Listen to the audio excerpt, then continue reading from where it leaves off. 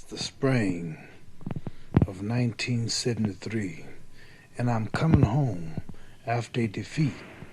Every man, woman, and child in my hometown was and heard about how I lost the fight to Norton, just like everybody else all over the world heard. The press will crowd the sport pages with headlines that remind me Muhammad Ali is finished, the end of an era. Ali beaten by nobody, his big mouth shut for all times. Most thrilling fight in history. I had to make my comeback. This is the beginning, you know. This is Muhammad Ali reading an opening passage from a very beautiful and moving book, by the way. The greatest, my own story. Muhammad Ali, Random House, the publishers, and it's written with Dick Durham. And I was thinking, Muhammad Ali, champion, that moment, recall it. And I remember how that moment, a lot of people wanted you to be beaten, and a lot wanted you to win. Do you remember it? Yes, sir. You know, whenever I go into the ring, you can always hear the boos, the crowds, the heckles. Many of them were coming for years, and they're determined that they're going to see this man lose. Many of them's main object was to see the big mouth beat. The way he talks, his superiority in boxing and skill, he can't be that great. He's going to fall. One day he's going to get it. And they just determined to come until they see it. And if it happens and they don't see it, they'll feel bad. They just want to be there, even if they have other appointments, other things to do, even if they can't afford it. Some make it their business to be there when that day come because they got away with too many victories, upset too many people, whipped them many times, and shocked them, and they want to see it. Finally, it happened with Ken Norton. There's something you said, Muhammad Ali, that some of the people, listen, you're hitting a very important thing. Some people who can't even afford it. Some of the very powerful want you beat. Some who can't even afford it wanted you beaten. It's something about their own lives missing. You see what I mean? Mm-hmm. What is it that wants to make them be part of something that even makes them feel less? You know what I mean? I think all of them want to be great. All people want to be victorious, want to be successful. And when they see it in another man, they naturally might envy it, especially when he talks about it and brags about it and say, I'm going to do this. He's going to fall. I am the king. I am the greatest, and keeps doing it. Not only this confidence they don't have, and here's a man expressing and doing it, and they just want to see him beat many of them. Some like it. It encourages some. But some want to see him beat because he just shouldn't be that cocky and he shouldn't be able to get away with it. I couldn't do it and he shouldn't be able to do it. Let's go back, coming back to Louisville. Who was Muhammad Ali? Once upon a time, this kid, Cassius Clay. Who was Muhammad? Your father was a sign painter. Yes, he was a sign painter and still is. Mother just a little happy-going housewife. She had a part-time job when money was short to keep us fed and kept shoes on her feet going to school. Cassius Clay was just a little kid, just like everybody else, going to school every day, coming home, going down the street and kicking, playing football, and running around and peeping in windows or whatever thing, little devilish things kids do. Cassius Clay started boxing 12 years old and won the Golden Gloves, the Olympics, the AAU, went on to turn pro. And my life wasn't too much different from an ordinary child. Well, there's a moment you describe earlier in the book, coming back after having won the Olympic gold medal. And before I ask you about that, your father, you always felt in the book that he had possibilities of being something even better, too, didn't he? He had these possibilities. This is one of the things that hit me about you and your life on the book. They're looking for other possibilities. And this is also your old man, your father. Yeah, he's a great singer. He imitated Perry Como, Nat King Cole, Roland Hayes, all type great singers. He figured if he left Louisville, the South, he's coming up, he had a chance to be great, and I think he could have. And it stays on his mind all the time that he could have been a great singer. Today he still tries to sing. Yeah. So you come back to Louisville, and just about that time, by the way, if Emmett Till lived, he'd have been your age, wouldn't he? Right. Do you remember that case when you came back there? Yeah, you remember reading about how he was all tore up and burned up and everything, and eyes out his head, and that really made me think about myself. And he's a kid like myself, and Chicago, I think, went down there, and that happened. and it really made me real bitter. And to think about that, explain it all in the book. Yeah, there's a certain moment when you came back from Louisville and you had won, you were the champion, won the golden medallion, and you came into that restaurant. Went to the restaurant. Always was a kid who liked to experiment and look around, think about various things, and always wonder why things happen. And I said, I got my gold medal now. I'm going here and eat. I've been the champion of the world, beat everybody in the world. And I know they can't turn me down. Lady took my order on, told me she can't serve Negroes, and went back to the kitchen and told the manager, he said, I don't care about Cassius Clay. And he came out, and a little scuffle arose verbally in this motorcycle game. Frog and his boys came in. And they, Frog is the motorcycle game. Yeah. They didn't like it, and they started out talking, and what's it called, me Olympic nigga and all that stuff. And we got to scuffling. I beat up a couple of them. Anyway, whatever. After all this scuffle and getting put out and seeing the medal had no power, I just went to Jefferson County Bridge and thought about all the people I've beaten and all the countries I represented, and couldn't even eat my own hometown. I said, this medal ain't worth a damn thing. I just threw it in the Ohio River. Yeah, but that's what you, now that particular moment is one that you remember pretty well, isn't it? Did that sort of open your eyes a little? Did you know about it before? What? About that, you'd be treated that way coming back. No, well, I knew blacks couldn't eat in restaurants. What kicked it off one day before we went to the Olympics? Saw this African from University of Louisville, Kentucky, going down the street and having the robes and the turbans and little things, and they went to go in this white restaurant, and the lady at the theater, or the white theater, the lady said something to the manager. He said, it's okay, let them in, they're not Negroes. And that really shook me up. They were so black until they were blue. I used to think it's because of our color. And ever since then, I had this on my mind when I went back in this restaurant years later. I said, well, I'm the world champion now, beat everybody in the world, and they're on the spot now, let them put me out. And when I got put out after all that, I said, man, this thing ain't nothing. I just threw it away. Yeah. Then you saw if you wore a turban, you'd have made it. If you wore a turban. One day we went down the street, and me and my friend Ronald King talked about in a book called Tootie. We put on a little African robe one day, and we was talking. And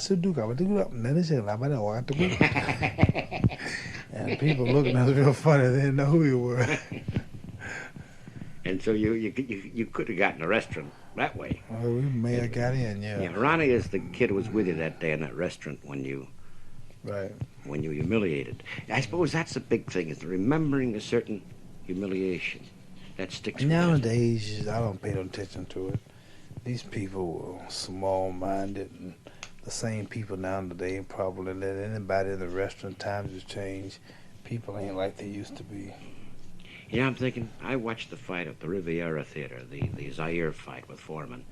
The Riviera Theater in Chicago was a poor neighborhood, but there was some black, but there was also some southern white, too. And there were some DPs, and they all were rooting for you. This is the interesting part. Right. Because they seemed to be the outsiders, all the outsiders. So it wasn't just the blacks who were rooting for you, you see. Right. Everybody. I mean, like when I fought Joe Frazier, the second time in Madison Square Garden, going into 8th and 9th round, all the audience got up, 90% white. Ali. Racial problems and things ain't like they used to be, and people are getting educated now, and their minds not thinking like it no more. And the time I was coming up, I was right at the end of a few things. I was on the end of all this stuff, and it was just getting ready to break, I didn't experience much of this. But you know why? I'm going to ask you a question now. Why do you think it is that always in this particular theater, so many different people are, why were they rooting for you, the outsider? Well, I think the masses root for me because they're scuffling. They've been persecuted, and they figure by the high taxes and whatever. They've underdogs. People are basically underdogs as a whole. And the things that I say from my people and the freedom of all people and the way I speak out and the title that I have and I don't let this stop me from recognizing the everyday man. I think this is what they reckon, whether it be black or white, the mass of the people are hardworking people. And the things I say and the places I go and things I do and the odds have been so much against me, they see themselves in there. They don't see me or they don't see color. They see themselves in there fighting against untold odds and looking to stop somebody from predicting things about me like I'm going to be beat or destroyed, and they just pretend that's them. And it's so much against me sometimes until they are with me because I'm underdog. And it's like cowboys and Indians. You're watching a movie and you see 10,000 Indians and 12 cowboys. Now you take the black militants, you take the blacks who totally believe the most violent against whites. They would be right there rooting for the whites to beat the Indians because there's so many Indians and just a few little fellas there. They put themselves in that spot. You know, they see an Indian coming, he jumping off horse, he shoots him. Then another Indian's crawling in the wagon, he shoots him. Then 10 more coming this way. There's so much against him until although in reality he might not like the white, but he's with him now because so many odds against him. And they see myself like that. They don't see color, they just put themselves in my position. And they see the press talking this, they see the odd maker saying this, they see this is going to be a miracle if he wins. So they're pulling for me to win so I can beat so many odds, see? That's interesting. Two things. Because they can identify with that. So the underdog, they're scuffling, and here's an underdog who's also the outsider. At the same time, early in his conversation, those others, the envious ones. Mm-hmm. So the two currents are at work here. And you seem to be the person, in this case the heavyweight champion, who seems to have stirred both, and suddenly there's ferment. I suppose one of the things in this book, by the way, it's a very beautiful book, The Greatest, Muhammad Ali, done with Dick Durham, Random House, the publishers. In it, it stands that you take certain positions. And I never was aware of the amount of pressure on you when you first came out for black Muslimism, when you first met Malcolm X. They wanted you to disavow, is that it? The pressures were overwhelming, weren't they? Yeah, Bill McDonald, the promoter there who's passed, he heard that I was Malcolm X was at my house visiting, stayed for a few days. Muslim women were cooking, and he was disturbed to find out that I went to New York to an Islamic rally. He didn't like that, and he told me a few days before the fight. He came to this Miami Beach Auditorium. Chris Dundee was there, and everybody, boxing promoters. I said, "You're Muslim, are you?" I said, "Yes, I love it. I'm not yet, but I might want to join one day." He says, "Well, we're going to have to cancel the fight because bad purpose will hurt the game." I said, "Well, if you're going to cancel the fight because of my religion, cancel it." I walked out of the office. He said, "Well, fight's off." I packed my bus up, went to Black Side Town, get ready to drive back to Louisville, my hometown then. He sent his secretary over, some fellow from California that came over pleading, "Please, champ, please, champ. Everything's okay. The fight will still be over. The promoter's just upset to find out that you were Muslim. Please," he says. I says, "Well, as long as you can accept my religion and everything, I'll fight, but I'm not going to give it up. I'm just going to fight. To find my lead, Elijah Muhammad, my black people, God himself, just for some money. The hell with the fight. I'm not going to make no public statement. I'm not with that man." So, after they found out. But for a while, I thought that the fight was off. The big thing where God has blessed me, I truly thought the fight was off. And I was going to really go home and look for a job or do something. I didn't know what I was going to do. I know we're going to deny Elijah Muhammad and all my people. No, Lord, daggone it. I believe if God, Allah's God, and if Elijah Muhammad was a messenger God, I said, why would they add it up? Why would God punish me for standing up for truth? Anyway, packing the bus, the man came back and told me the fight's still on. Now that I've took my stand, I'm Muhammad Ali, the world knows it, I'm built as that, I forgot the name's Clay, and I can fight anywhere I want to fight, and I got past now. So I'm now waiting for some other trial to come up. I don't know what that's going to be. Something's gonna come Yeah, up. he Things says are going too good. there's always, there's always something going to come up. Something gonna I'm going to happen. ask about the big trial in a minute, your stand on the war, of course. But the name, you're always, for a long time, they wouldn't accept the name Ali. And you point out that Jack Benny's name was something else, that Dean Martin's name was something else, or that Danny Joe Thomas's Lewis, name was Sugar Ray something else. Robinson. But no one ever challenges that. Right. Well, during the days that I having these name problems, I enjoyed it because I was promoting it and was waking up other people. Now Lou Alcindor, his name is Kareem Jabbar.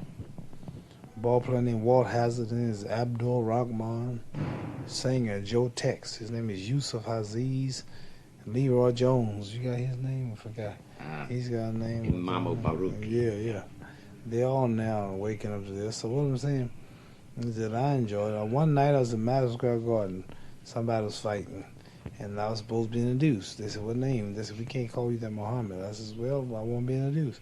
So I stayed out and did them, but they knew I was there, but they didn't call me up. It just goes to show you how you have to fight for what you believe and just take a stand on what's right, and you'll be blessed. And now they put Muhammad Ali in the garden, puts it up big black and white print. The first one introduced me. Things change. I mean, they don't lynch people no more. They don't. The racial problems and the castrating and the burning and the slavery, things change, things. But there's always something new. You said a minute ago, things are going too good, you expect a new challenge. Yeah, something's going to come up. Well, so we come to the big one, the Vietnam War, and you said, when I wonder if you have nothing against the Viet Cong, and then the fur began to fly. Yeah, I made a statement that was true, but it was just wasn't timely and it was bold. I said, I have no quarrel with the Viet Cong. Now, before it was all over, they all started saying and got out. But I think the pressure's on you, because, see, heavyweight champions, American athletes, are not supposed to do this. They're supposed to be good boys. Did you say Roy? No, I said you're supposed to be good little boys. Oh, Troy. Right. Oh, I thought of Dempsey and Tunney and the others. And did you say Joy? Oh, you said boy. Yeah, well, black or white. I think if I was a white man, I can't put on my color or race. If I was a white man, I'd call more hell because the whites have really privileges to go places, and they're really the Americans, and they're first-class citizens, you might say. We all are, but, they're treated like it. And the white, I think, would catch more hell than me. I had a little fight. Well, I'm not free. Well, I'm still catching hell. I can say we fought in the Japanese, we fought in the German war, Korea, we fought in all the wars, and still we don't have no land we can call ours. I could do all that. But a white man would really catch hell if he did what I did. I had some sympathy because I'm black or slave. But a white man, he had no excuse. He'd really been in trouble. So I don't think this happened because I was just black. It happened worse because I was white. Well, it happened because you were resisting the war. That's why it happened. Yeah, and then I had so many people with me. So many long-haired young white youth. You understand? And blacks in the world itself that never was popular with everybody. So I wasn't out there World War II when the war we really had. If America was in trouble, I'd been in more trouble. But we just had an unpopular war that was debatable anyway, so it wasn't too hard for me. And I just got by easy. So many people went to jail. I had the public and threat of trouble in other countries helped me. But what about the little man, black or white, who's in jail for not liking it? Don't nobody know he's in jail. He's not been praised for taking a stand. I didn't really suffer. Everybody was watching me. I was rich. The world saw me. I had lawyers to fight it. I was getting credit for being a strong man. So that didn't really mean nothing. What about, I admire the man that had to go to jail named Joe Brown or Sam Jones, who don't nobody know, who's in the cell, you understand, during his time. Ain't got no lawyer's fees to pay. And when he get out, he won't be praised for taking a stand. So he's really stronger than me. I had the world watching me. I ain't so great. I didn't do nothing that's so great. What about the little man don't nobody know? He's really the one. Yeah, I see. You spent some time in Dade County Jail. in Miami because of Yeah, this. And you saw some of the guys you're talking about there. Yeah, I spent 7 days just for traffic violation. And man, it's funny feeling been in a cell all day. You been in jail for anything? You been in jail? Yeah. The Dick I just was in collaborated. jail. I was in jail. And every day you wake up and look at the bars and little sad hallways, couldn't see outside, wait for man to bring your food, have to go to sleep, no TV or nothing. And then you wake up and next morning, same thing all day, gotta waste out the time. Then you lay down and go to sleep, wake up next morning, same thing, can't go nowhere. Then you go to sleep and wake up next morning, same thing. Then nighttime come, you're not tired, you got tired over and over, and finally you go to sleep. Next thing you know, you're waking up, it's 4 in the morning, you're not sleeping. You gotta wait till 8 in the morning, then when 8 in the morning come, you gotta wait till 12 noon. When 12 noon come, you gotta wait till 5 o'clock. When 5 o'clock come, you wait till 10. Then you don't want to go to bed, and then you roll over. Then you gotta fight and go to sleep. The next morning you start, just break it, let me out of here. This is the best description of a jail routine I've heard. You know, and then you start thinking, how can I get out of it? They can't be that damn smart.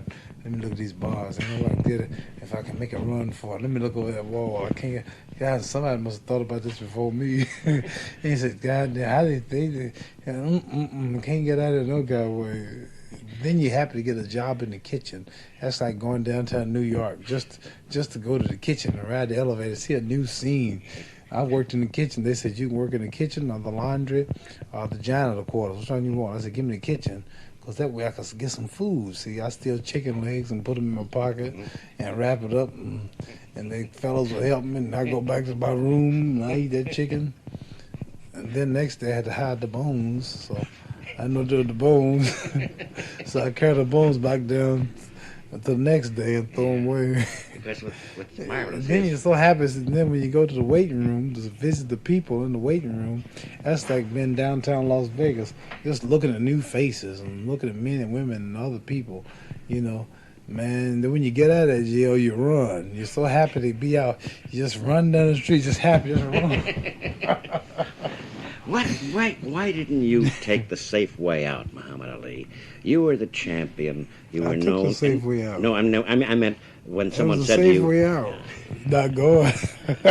Someone said to you, why didn't you could have faked it. You could have gone to training camps and just given Yeah. exhibitions and that's all. And somebody- Why didn't you do that? Well, because still I had to sign the papers and they could use my name on stamps or something. So Muhammad Ali helped serves the country, which would be aiding in some kind of way. Even to go over there and not to fight, but just to be behind the line serving the food to the soldiers to go fight.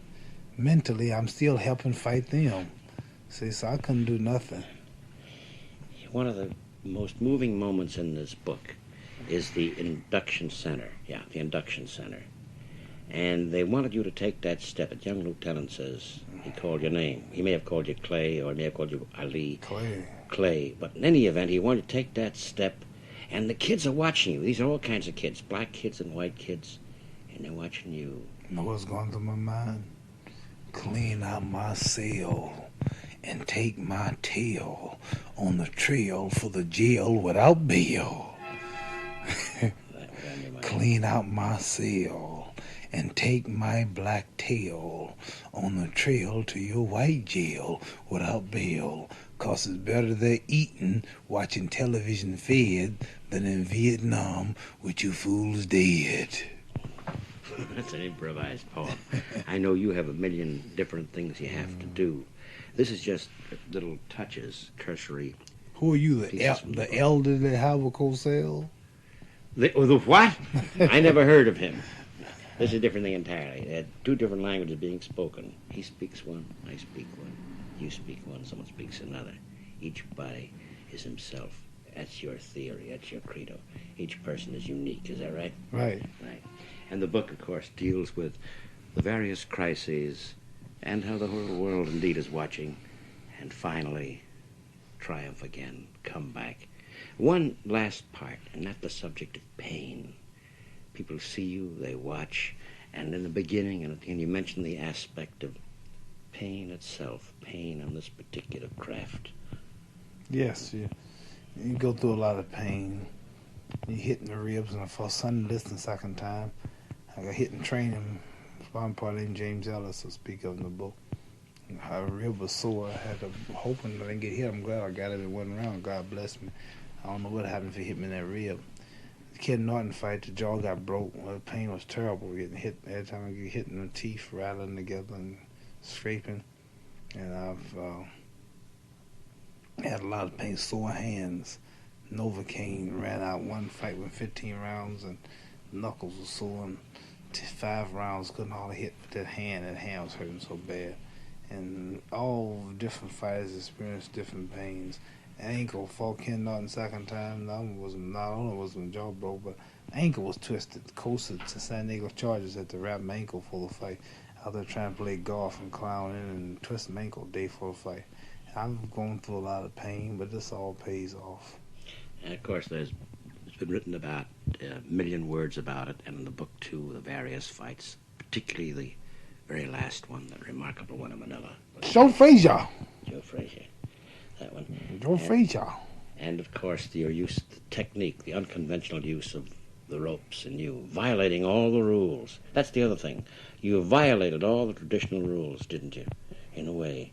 Well, you found something else, didn't you? Well, the way of blocking punches with your hand and ducking under them, I found out punches are coming in 4/100ths of a second. 4/100ths of a second. You just don't duck it that quick. The best thing to do is lean back, pull out of range, and then you're still watching, and then counter over his punch. This is against the laws. Usually you're supposed to weave and bob, lay on the ropes. You know? Yeah. You have to go now. You know, I'd like you opened reading. You opened reading the beginning when you came back to Louisville. Suppose you read this last passage, and we say goodbye for now. What passage? Well, this is the last paragraph in the book here on the chapter, the Manila thing. It says, should I say that the fight we had tonight is the next thing to death? Yes. What I'm saying here in this article, I was so tired. The worst feeling that could have been to that I had was death itself. I felt like fainting. I felt like throwing up. Only thing was in my mind was Frazier's one hell of a fighter. And when the referee, Carlos Palelo, the referee, he looked into Joe's face and his manager's face at his fudge, I knew that they wouldn't let him come out for the 15th round. And I was so relieved because I was so tired myself. I had so much pain in my knees. My knees even buckled when I stretched out. Listen, this was a bad feeling. Right there in the middle of the ring, I just felt like laying down. I was drained. I heard the blood pouring in my ears because one of my ears were bleeding.